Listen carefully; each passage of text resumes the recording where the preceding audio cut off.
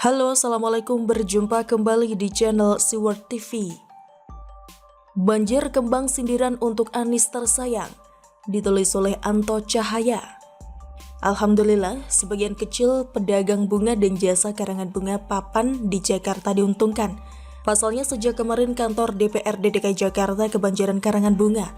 Saya kira semakin banyak kian bagus, ya hitung-hitung bantu UMKM juga. Malah kalau bisa sampai menutupi gedung DPRD DKI Jakarta, rasanya tak mengapa. Intinya makin menggunung kian epik. Syukur-syukur balai kota juga. Karangan bunga yang berjajar rapi di kantor DPRD DKI Jakarta merupakan bentuk sindiran kepada Gubernur DKI Jakarta Anies Baswedan terkait dengan sikap pengejutnya yang tidak mau menghadapi wacana interpelasi dari PDIP dan PSI.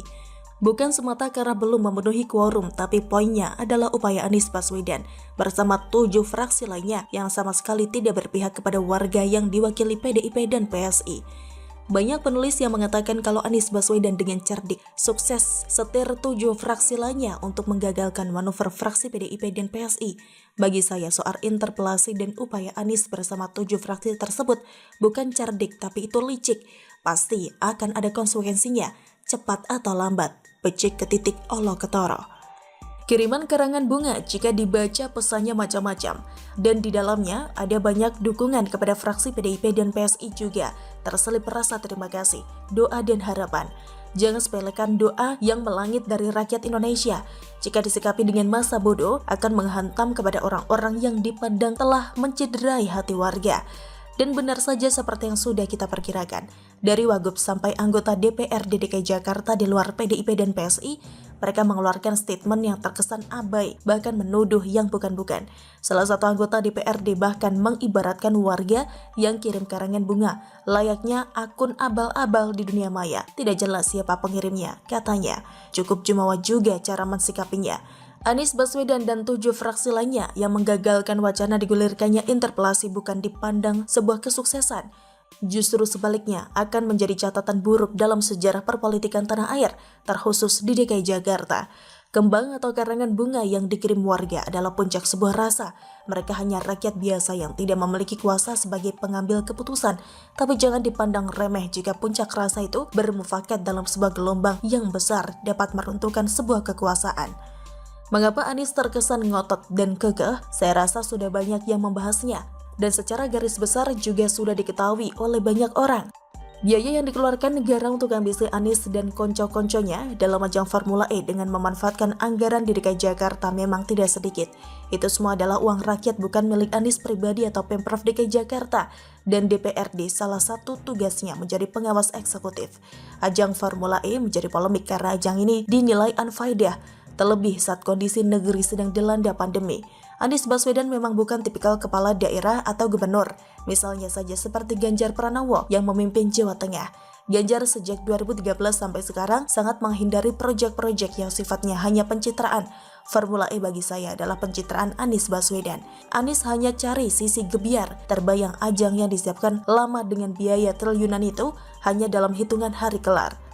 Lantas apa manfaat bagi rakyat jelata di DKI Jakarta? Beda dengan Ganjar yang membuat gebrakan-gebrakan kecil yang langsung menyentuh rakyat kecil. Cukup dengan cara yang sederhana tapi smart. Semisal hashtag lapak Ganjar, hashtag ruang Ganjar, hashtag Jogotongo, mengajak PNS dan masyarakat belanja di warung tetangga atau UMKM dan lain sebagainya. Perhatikan saja, tidak perlu butuh gerogoti anggaran Pemprov Jateng bukan, tapi sangat bermanfaat buat rakyat kecil. Bahkan baru-baru ini Presiden Jokowi juga meresmikan bendungan di Kuningan, Jawa Barat melalui pendanaan kas negara sebesar 513 miliar dan selama 7 tahun pengerjaan. Akhirnya bendungan itu sukses dibangun.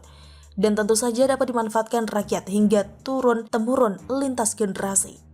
Dan kembali kita tengok ajang Formula E yang dijadikan panggung Anies Baswedan. Dan mulai banyak ditinggalkan pabrikan ternama itu telan hingga berapa duit? Bisa dikata 2 kali lipat lebih jika dibandingkan bendungan yang dibangun pemerintah. Entahlah, Anies Baswedan memang aneh. Mentang-mentang banyak kadrun yang cinta mati ambisi jadi kian tinggi. Kalau punya mau seperti anak kecil yang merengek dan tantrum di sembarang tempat, Padahal kadrun itu rata-rata konon memiliki kesadaran yang kurang. Demikian salam Anto Cahaya. Bagaimana menurut Anda? Silahkan tulis komen Anda di kolom komentar. Jangan lupa untuk like, subscribe, dan share. Siwar TV pamit, sampai jumpa. Wassalamualaikum warahmatullahi wabarakatuh.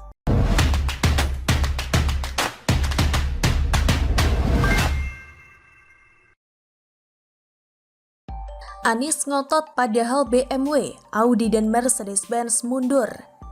Ditulis oleh Anto Cahaya. Anies Baswedan di banyak kesempatan masih tetap ngotot bahwa penyelenggaraan ajang balap mobil Formula E harus terlaksana di Jakarta. Tentu yang paling bikin rakyat waras ngelus dada adalah upaya Anies Baswedan yang mengundang makan-makan 7 fraksi anggota DPRD DKI Jakarta beberapa waktu yang lalu. Tidak sedikit warga, tidak hanya Jakarta tapi juga di luar provinsi ini, yang menilai pertemuan bersama 7 fraksi DPRD DKI Jakarta sebagai bagian dari tingkat kepengecutan seorang Anies Baswedan yang tidak mau menghadapi wacana interpelasi yang digulirkan 2 fraksi lainnya, yaitu PDIP dan PSI. Tidak hanya Anies yang menjadi sasaran kemarahan rakyat, ke-7 fraksi yang dengan senyum ceria menyambut undangan Anies tersebut juga mendapat kecaman dari rakyat Indonesia. Tentu saja rakyat yang saya maksudkan adalah mereka yang peduli dengan situasi saat ini. Tidak tanggung-tanggung, mereka ada yang sampai menandai orang-orang yang duduk sebagai anggota dewan tersebut untuk pemilu 2024 tidak perlu dipilih lagi. Kisru ajang Formula ini memang menarik, mengingat ajang kebut-kebutan mobil yang sedianya diadakan pada tahun ini harus diundur karena kondisi negeri yang sedang tinggi sebaran COVID-nya.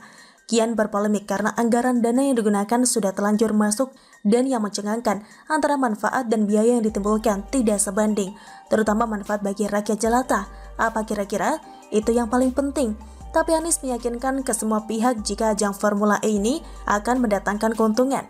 Iya, memang betul, keuntungan yang paling utama adalah keuntungan secara politis, atau dengan kata lain, secara pribadi Anies diuntungkan. Sebab ajang ini untuk mencari panggung sebelum melengsar tak menjabat gubernur yang berakhir pada tahun 2022. Mau bantah salto kayang jungkir balik silahkan, tapi itu poin utama yang rakyat lihat. Padahal faktanya dari berbagai media mengabarkan kepada kita semua, banyak pabrikan mobil berkelas yang undur diri dari ajang ini. Ada BMW, kemudian Audi, menyusul kemudian Mercedes-Benz. Logika yang paling sederhana jika ajang kebut-kebutan dengan mengorbankan ratusan pohon bersejarah di Monas yang terlanjur di bumi hanguskan Anies ini memang menguntungkan. Mengapa BMW, Audi, dan Mercedes-Benz mundur? Seharusnya kalau menguntungkan mereka tidak akan mundur. Ini sebuah fakta, ini data yang berbicara. Apakah Anies Baswedan dan timnya tersebut tidak melihat? Saya yakin mereka melihatnya. Hanya saja karena sudah terlanjur basah, maka apapun yang terjadi akan dilakukan. Mau untung atau rugi bodoh amat. Jika gagal bisa saja kesandung hukum. Jika dilakukan minimal meminimalisir risiko. Jadinya maju mundur kena. Begitu kira-kira. Seperti yang sudah diberitakan oleh rekan media berikut ini, Ketua DPW Partai Solidaritas Indonesia atau PSI, Michael Victor Sianipar,